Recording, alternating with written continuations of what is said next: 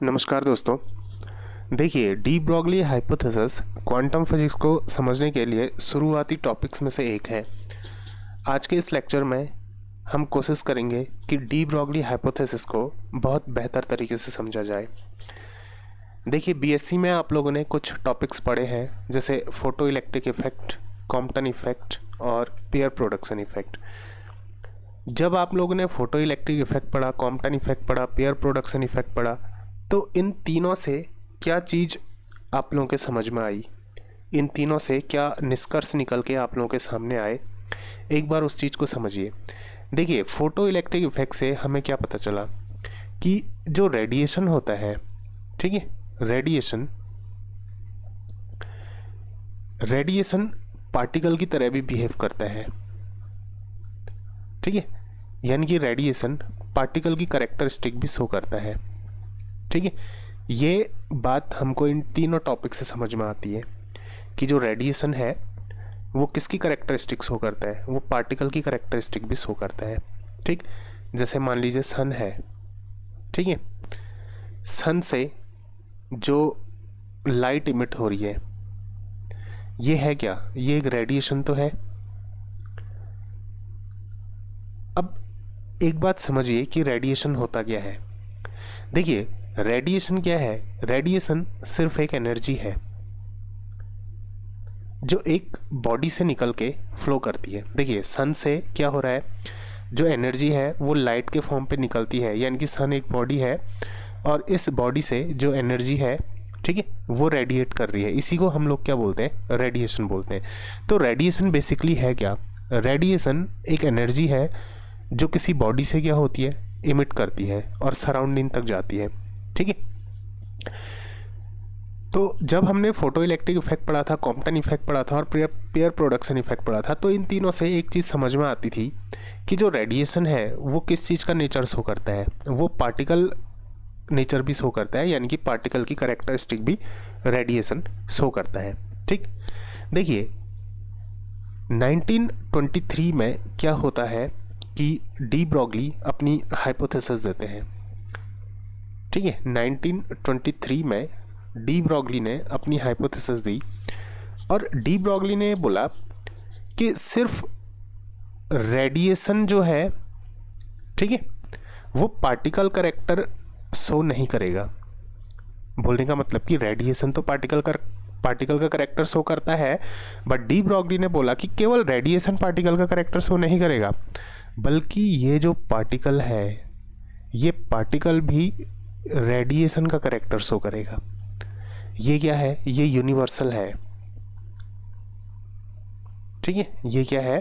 ये यूनिवर्सल है कि हमने अभी तक इन तीन टॉपिक से समझा कि रेडिएशन पार्टिकल का कैरेक्टर शो करता है, बट डी ब्रॉगली ने बोला कि रेडिएशन तो पार्टिकल का कैरेक्टर शो करेगा ही करेगा, ठीक है, बट पार्टिकल भी क्या करेगा? रेडिएशन का कैरेक्टर शो करेगा।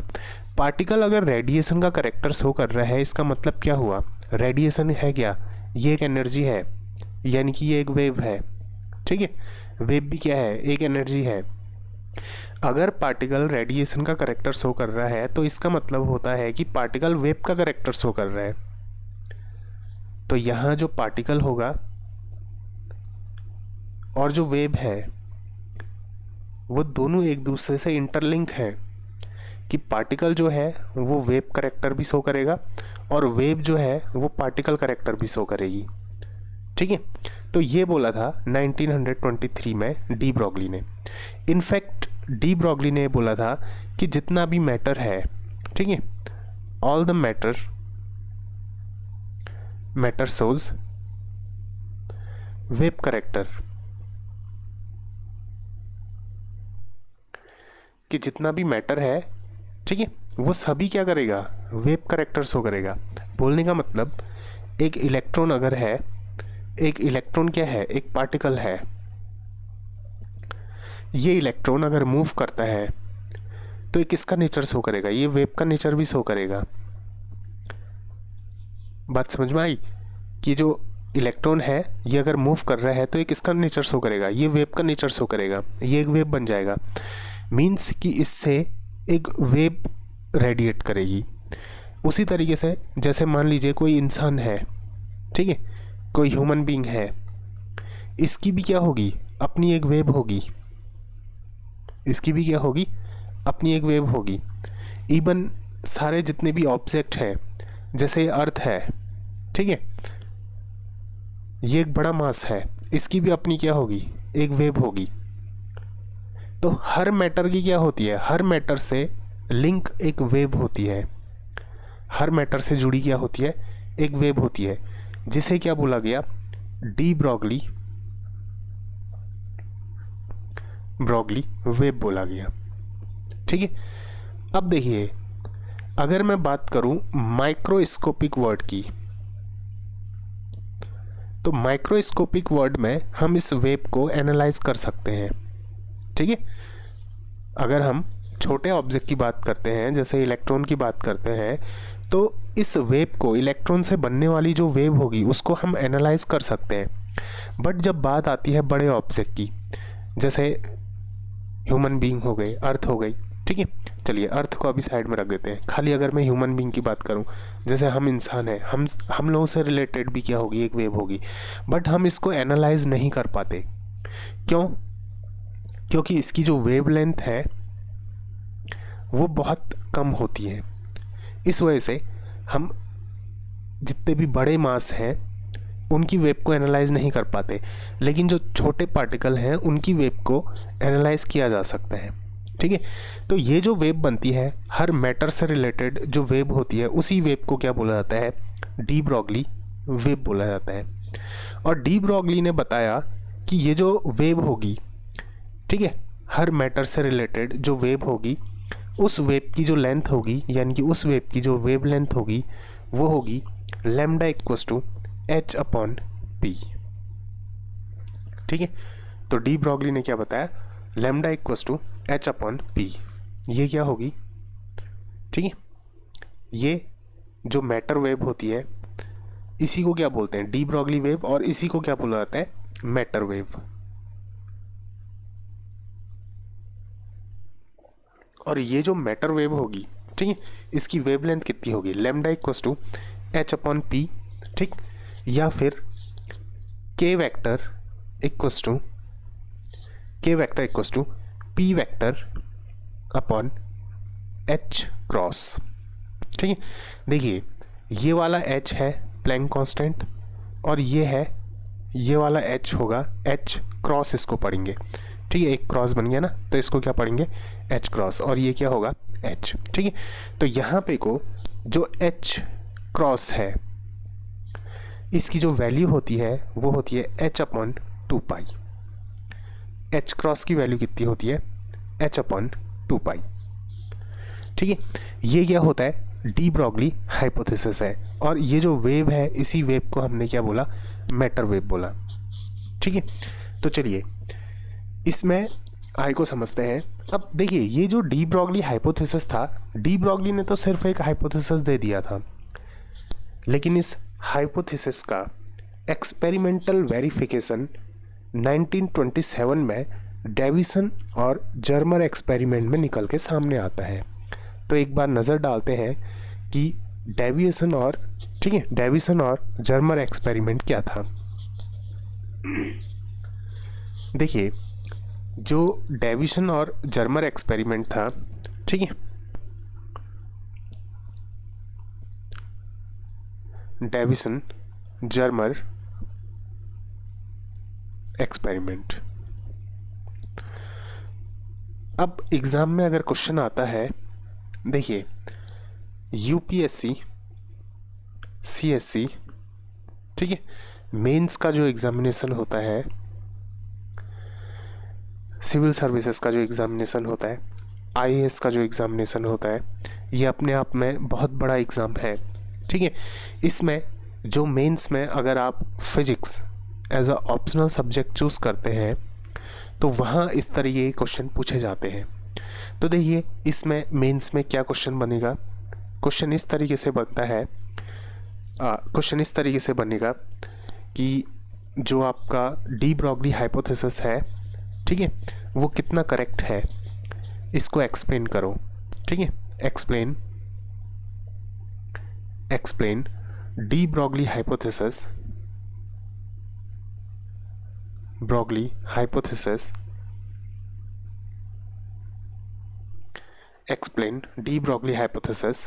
ठीक है, इसमें तो आपने डी ब्रॉगली हाइपोथेसिस को एक्सप्लेन करना होगा एंड इट्स करेक्टनेस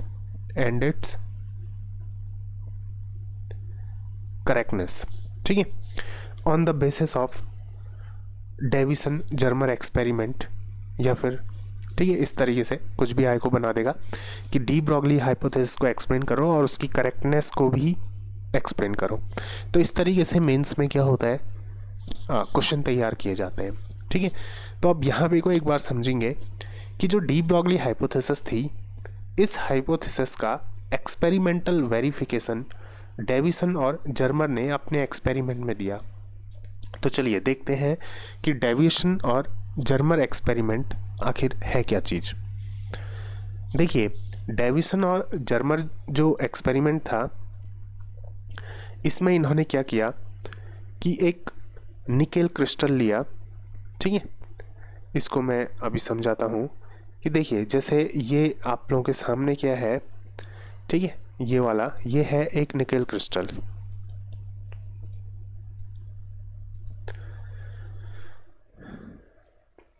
यहाँ पे को देखिए ये क्या है, ठीक है, ये है एक निकल क्रिस्टल। तो देखिए ये जो निकेल क्रिस्टल था, इसमें एक इलेक्ट्रॉन सोर्स, ये आपका क्या होगा, एक इलेक्ट्रॉन सोर्स होगा। ठीक है, ये जो इलेक्ट्रॉन सोर्स है, इससे इलेक्ट्रॉन्स की एक बीम इमिट होगी। ये क्या है, ये इलेक्ट्रॉन की एक बीम है। ठीक है, इलेक्ट्रॉन बीम।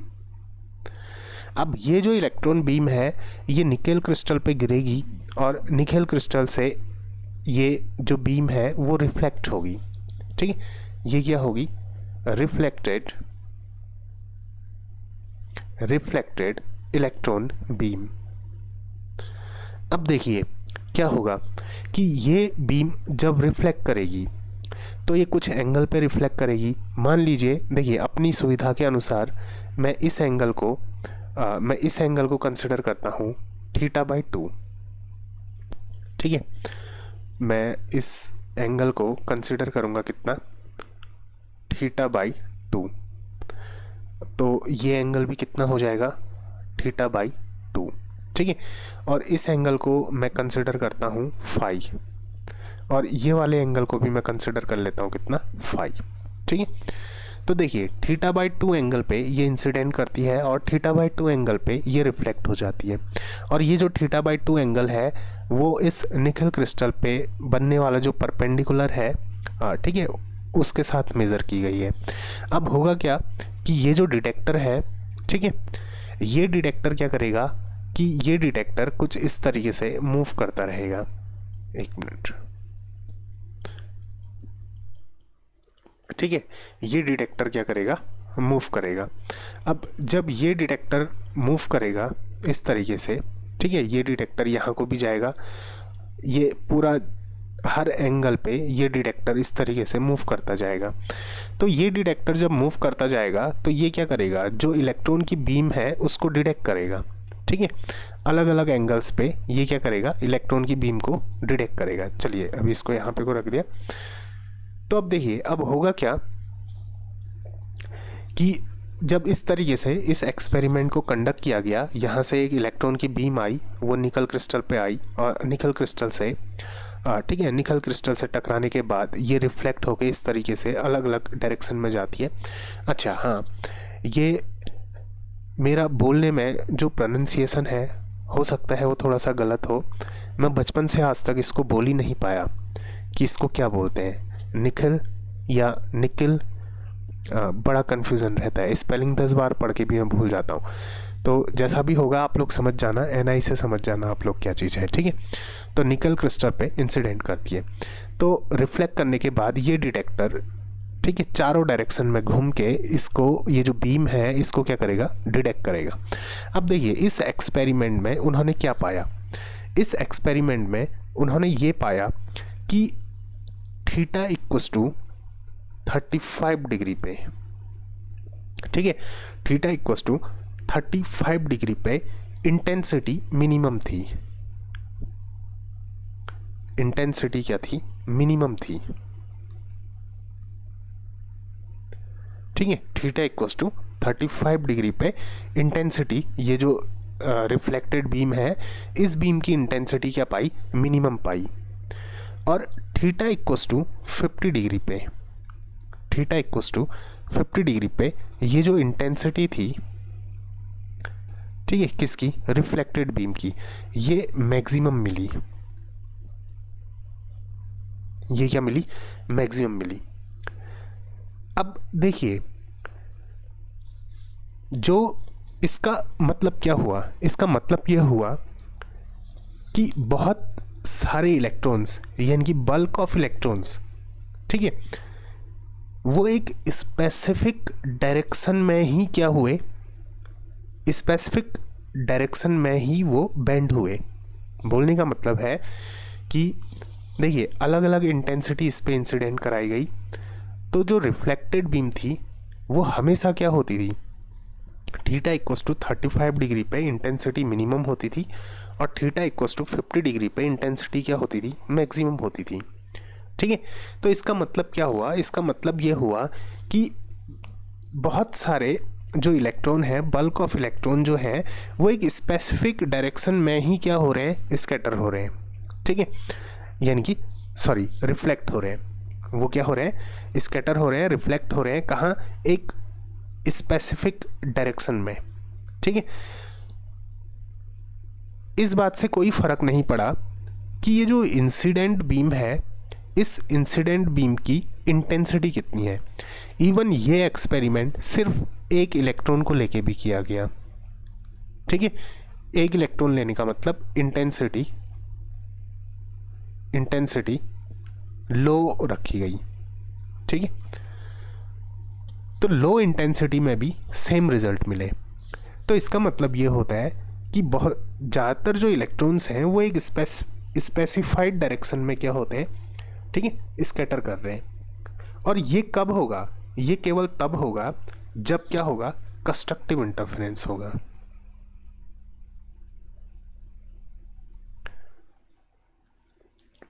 ठीक है, ये कब होगा, जब क्या होगा, कंस्ट्रक्टिव इंटरफेरेंस होगा, कि एक पर्टिकुलर एंगल पे इंटेंसिटी मिनिमम हो रही है और इंटेंसिटी मैक्सिमम हो रही है। ठीक है, तो ये जो इंटेंसिटी का मैक्सिमम होना है, ये क्या है, ये कंस्ट्रक्टिव इंटरफेरेंस है। ठीक है, तो इसका मतलब ये है कि कंस्ट्रक्टिव इंटरफेरेंस अगर हो रहा है, तो ये जो इलेक्ट्रॉन है ना, ये इलेक्ट्रॉन जब वेव की तरह बिहेव करेंगे तभी तो इंटरफेरेंस होगा। क्योंकि ये जो इंटरफेरेंस है, ये किसकी प्रॉपर्टी है, ये एक वेव की प्रॉपर्टी है। ठीक है, ये पार्टिकल की प्रॉपर्टी नहीं होती। ठीक, तो जो एक्सपेरिमेंट था, एक्सपेरिमेंट में क्या चीज़ थी कि इलेक्ट्रॉन को निकल क्रिस्टल पे इंसिडेंट करवाया गया और जो रिफ्लेक्टेड बीम थी उसको डिटेक्ट किया गया, और ये पाया गया कि थीटा इक्वल्स टू 35 डिग्री पे इंटेंसिटी मिनिमम थी और थीटा इक्वल्स टू 50 डिग्री पे इंटेंसिटी मैक्सिमम थी। ठीक है, और इसका मतलब ये है कि ज़्यादातर जो बल्क ऑफ इलेक्ट्रॉन है वो एक स्पेसिफिक डायरेक्शन में स्कैटर हो रहे हैं। और ये कब होगा, जब क्या होगा कि जब क्या होगा, कंस्ट्रक्टिव इंटरफेरेंस होगा। और अगर कंस्ट्रक्टिव इंटरफेरेंस हो रहा है तो इंटरफेरेंस होती है वेव की प्रॉपर्टी। ठीक है, तो इसका मतलब जो इलेक्ट्रॉन है वो किसका नेचर शो कर रहे हैं, वो वेव का नेचर शो कर रहे हैं। इलेक्ट्रॉन एक पार्टिकल है जो किसकी तरह बिहेव कर रहे हैं, वेव की तरह बिहेव कर रहे हैं। ठीक, तो इस तरीके से क्या होता है कि डेविसन और जर्मन ने डी ब्रॉगली हाइपोथेसिस को वेरीफाई किया कि हाँ, पार्टिकल किसका नेचर शो करता है, पार्टिकल वेव का नेचर भी शो करता है। और देखिए, जब उन्होंने ठीक है, ये वेरीफाई किया कि पार्टिकल वेव की तरह बिहेव करता है, तो उन्होंने जो डिफ्रैक्शन पैटर्न था, ठीक है, वो जो डिफ्रैक्शन पैटर्न उन्होंने बनाया था वो ठीक किसकी तरह था, वो ब्रैग्स लॉ की तरह था। ठीक, किसकी तरह था, ब्रैग्स एक्सरे, ठीक है, डिफ्रैक्शन ग्रेटिंग की तरह था।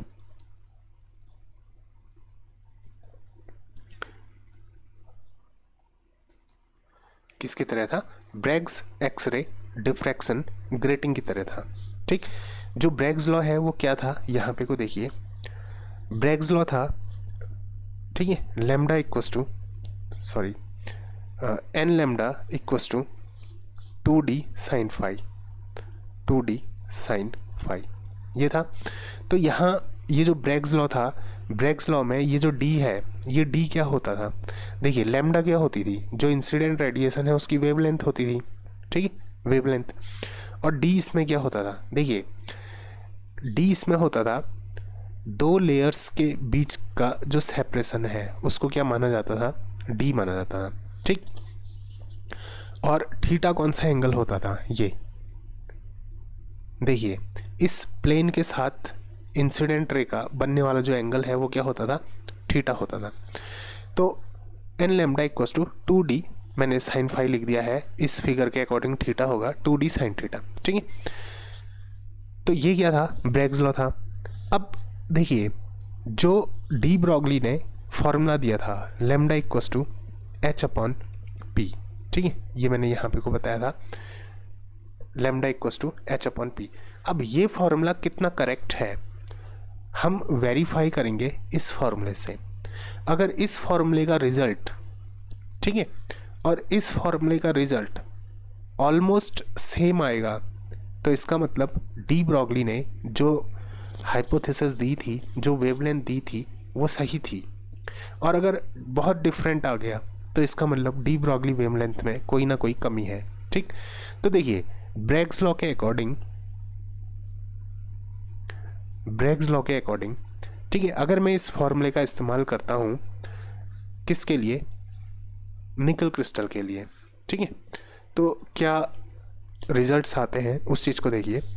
देखिए जो निकल क्रिस्टल होता है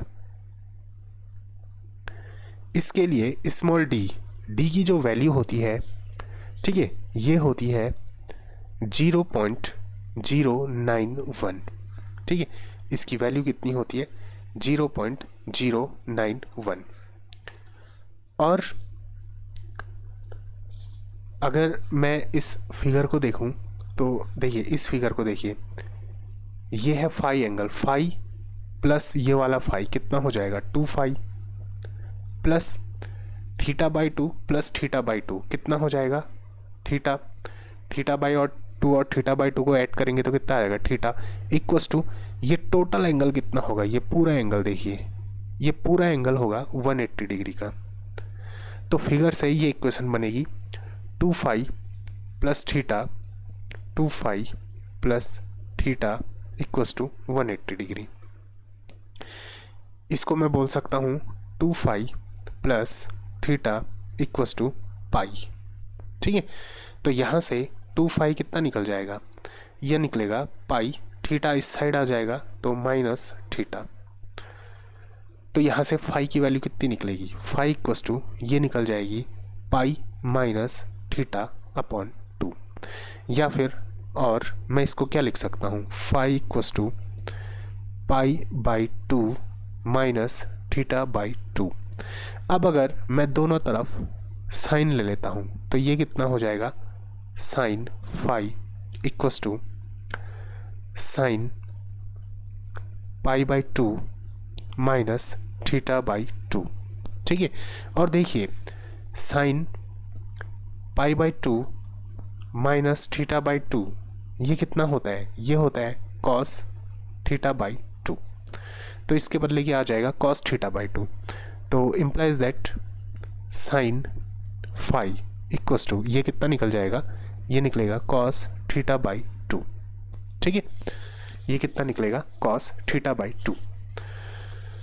तो ये जो फॉर्मूला था, ब्रैग्स लॉ था, एन लैम्डा इक्वस टू ठीक है, क्या था? 2d sine phi, 2d sine phi. इसमें लैम्डा इक्वस टू कितना निकल जाएगा? 2d upon N sine phi. अब देखिए, अभी हमने देखा था sine phi equals to cos theta by 2 है, तो लैम्डा इक्वस टू कितना हो जाएगा? 2d upon n cos theta by 2। ठीक है, ये हो जाएगा। और देखिए हमें मैक्सिमम इंटेंसिटी कब मिली थी, जब थीटा इक्वस टू 50 डिग्री था। ठीक है, यहाँ पे को देखिए, जब थीटा इक्वस टू 50 डिग्री पे इंटेंसिटी क्या थी, मैक्सिमम थी। तो थीटा इक्वस टू 50 डिग्री पे अगर इंटेंसिटी मैक्सिमम है तो ये हो जाएगा। ठीक है, यहाँ से लैम्डा इक्वस टू ये निकल जाएगा 2d/n cos theta by 2। Theta के बदले अगर मैं 50 रखूँगा तो 50/2 यानी कि ये निकलेगा 25। तो ये हो जाएगा cos 25।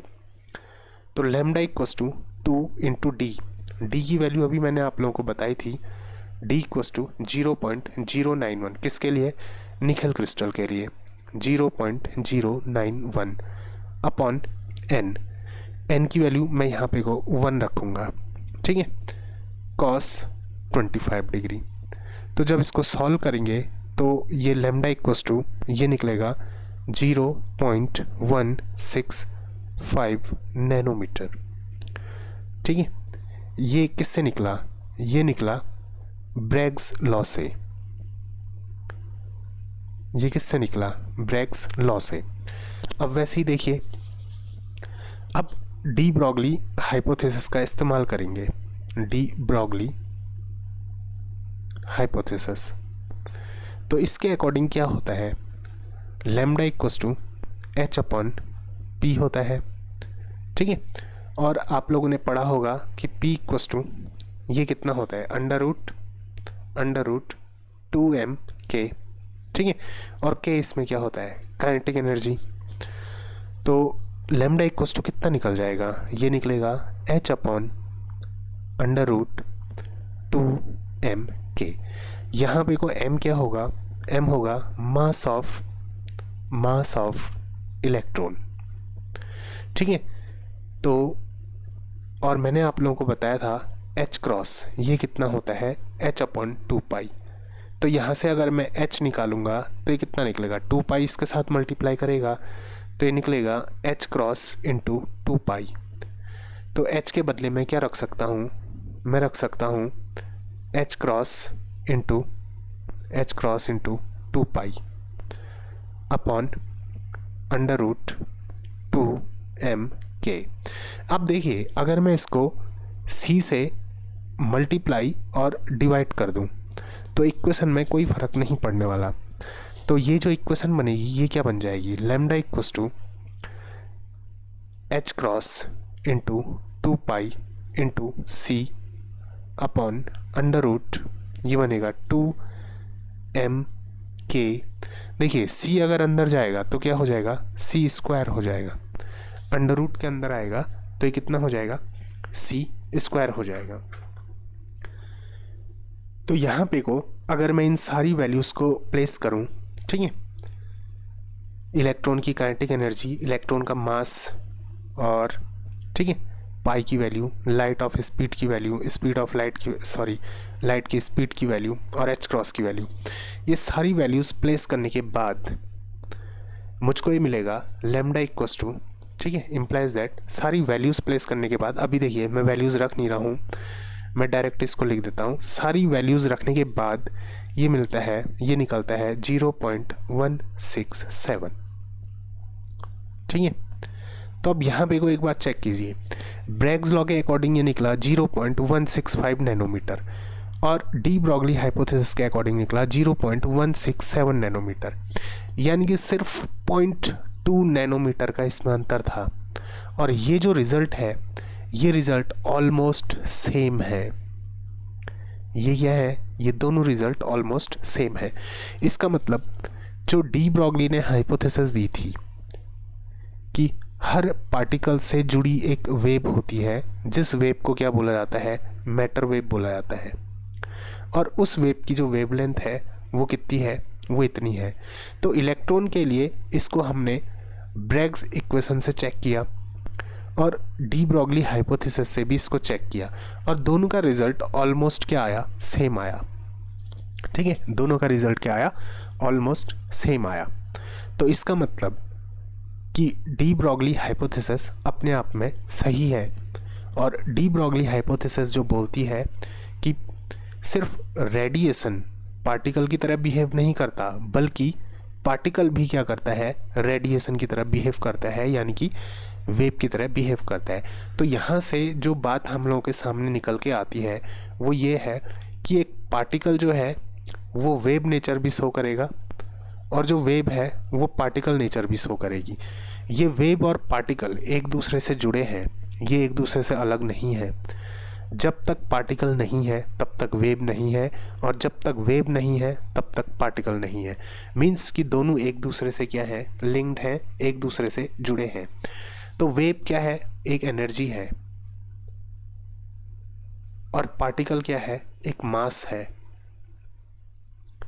ठीक है, मास और एनर्जी दोनों आपस में एक दूसरे से जुड़े हैं, इनको अलग नहीं किया जा सकता।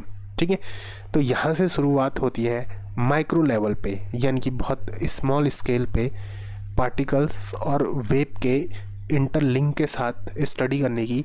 तो यही शुरुआत है किसकी, क्वांटम मैकेनिक्स की। तो अगर एक पार्टिकल एनर्जी की तरह बिहेव करता है, यानी कि एक वेव की तरह बिहेव करता है, तो उसके लिए एक वेव इक्वेशन होनी चाहिए। तो बाद में देखिए, ये जो वेव इक्वेशन ली गई थी वो ली गई थी साई, ठीक है, R vector comma T equals to, ये function of position and time होगा, इक्वस टू। देखिए आपको पता है कि वेव इक्वेशन कैसे लिखी जाती है, ए ई टू द पावर आई के vector dot are vector minus omega T.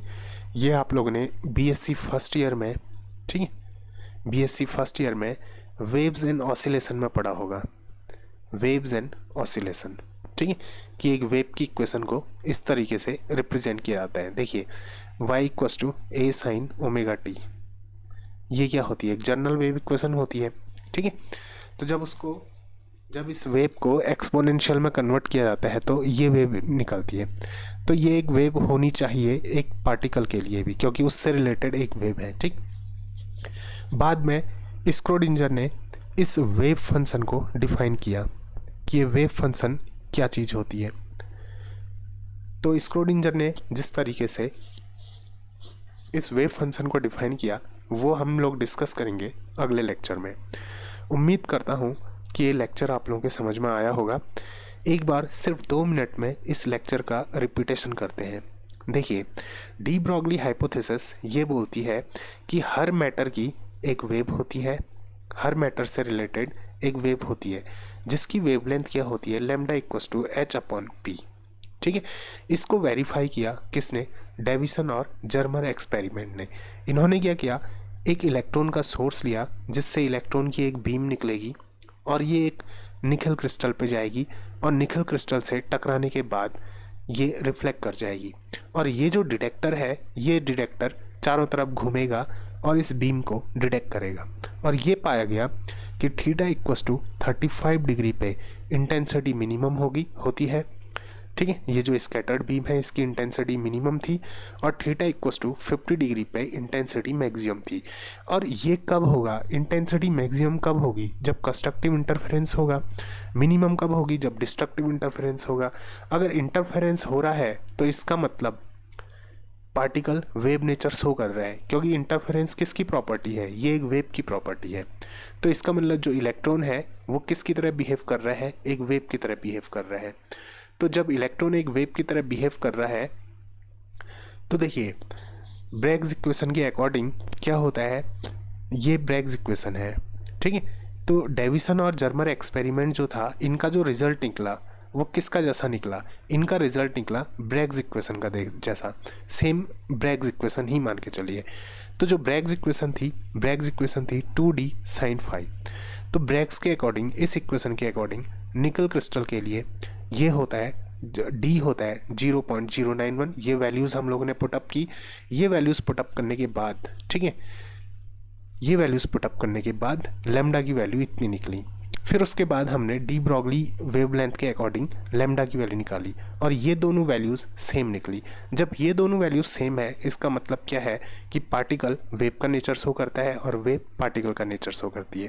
ठीक, उसके बाद जो डी ब्रॉगली की वेव है उस वेव की इक्वेशन को कुछ इस तरीके से लिखा जाएगा। ये होती है मैटर वेव की इक्वेशन। तो ये जनरल इक्वेशन है, ये हर टाइप के वेव के लिए काम आने वाली है, ठीक है। बाद में स्क्रोडिंजर ने इस वेव फंक्शन को डिफाइन किया, जो हम पढ़ेंगे अगले लेक्चर में। तो उम्मीद करता हूँ कि ये आप लोगों के समझ में आया होगा, और अगर आप लोगों को ये चीज़ इसमें कोई भी दिक्कत होती है तो आप लोग मुझको पर्सनली कांटेक्ट कर सकते हैं। मैं अपनी इंस्टा आईडी का लिंक डिस्क्रिप्शन बॉक्स में डाल दूँगा, आप वहाँ से मुझे पर्सनली कांटेक्ट कर सकते हैं, और इसके नोट्स भी मैं आपको प्रोवाइड करा दूँगा। तो मिलते हैं अगले वीडियो में, तब तक के लिए धन्यवाद, नमस्कार।